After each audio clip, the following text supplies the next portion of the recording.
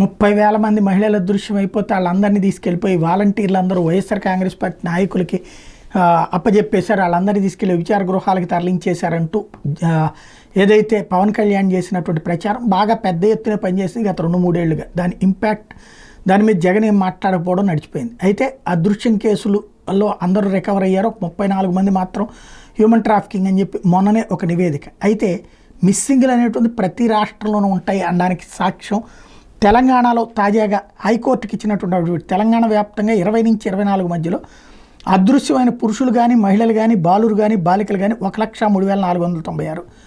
అందులో మహిళలు 54,744, బాలికలు 8,359, మొత్తం 63,103. ఆచూకీ లభించిన మహిళలు 52,312, బాలికలు 7,070, మొత్తం 59,381. ఆచూకీ దొరకని మిస్సింగ్ మహిళలు 2,432, బాలికలు 389, మొత్తం 2,821. మిస్ అయిన వాళ్ళలో ఎక్కువ మంది ప్రేమికులు అన్నది హైకోర్టుకి తెలంగాణ ప్రభుత్వం డిసెంబర్ 11వ తారీఖున ఇచ్చినటువంటి అఫిడవిట్. ఓవరాల్గా మిస్సింగ్లు అనేటటువంటిది అక్కడ ఇట్లాగా వ్యభిచార గృహాలకు అమ్మేసుకున్నాడు కేసీఆర్ అని ఎవరూ చెప్పలేదు. కేటీఆర్ గురించి కూడా అట్లాంటి మాటలు మాట్లాడలేదు. అక్కడ రాజకీయంలో కాస్త ఎక్కడితో పోల్చుకుంటే పరిపక్వత పరిపూర్ణత ఉంది. అదే సందర్భంలో అబద్ధాల మీదనే కాకుండా కాస్త నిజాల మీద నడుస్తుంది.